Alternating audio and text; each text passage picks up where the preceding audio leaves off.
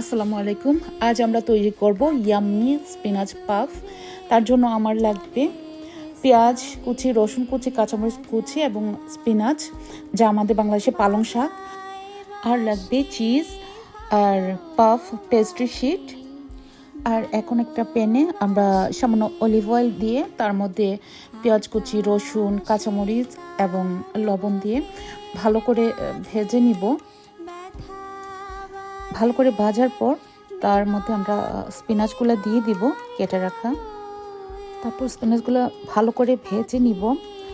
ভাজার পর একটা বাটিতে নিয়ে নেব, তার মধ্যে আমি চিজ দিয়ে দিলাম, দিয়ে ভালো করে মাখিয়ে নিব। তার মধ্যে একটা ডিম দিয়ে দিব, দিয়ে ভালো করে একটা মিশ্রণ তৈরি করে নিব।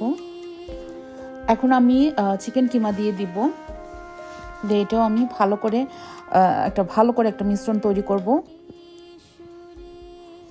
এখন আমি কিনে আনছি এই পেস্ট্রি শিটটা, তো এটাকে আমি স্কোয়ার শেপ করে কেটে নিব। এখন আমি একটা প্যানে অয়েল ব্রাশ করে নিব, তার মধ্যে শিটগুলো কেটে রাখা শিটগুলো দিয়ে দিব। এখন আমি আমার মিশ্রণগুলা সবগুলোর মধ্যে দিয়ে দিচ্ছি পুরগুলা। এখন সব পুর দিয়ে দেওয়ার পর তার উপরে আমি আবার ফেটানো ডিম ব্রাশ করে নিচ্ছি।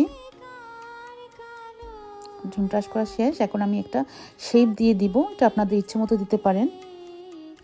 শেপ দিয়ে দেওয়ার পর তার উপরে আমি আবার ভালো করে ডিম ব্রাশ করে নিব এবং এটাকে ওভেনে রেখে দিব। এই তো হয়ে গেল আমার ইয়াম্মি স্পিনাচ পাফ। আর এটা বাচ্চারা আমরা সবাই, ছোট বড় সবাই খুব পছন্দ করে। তো আমার রেসিপিটা যদি আপনাদের ভালো লাগে অবশ্যই লাইক করবেন, কমেন্টস করবেন, শেয়ার করবেন। আর ভিতরটা দেখেন কতটুকু চিজি হয়েছে এবং খেতে অনেক মজা, মাশাআল্লাহ।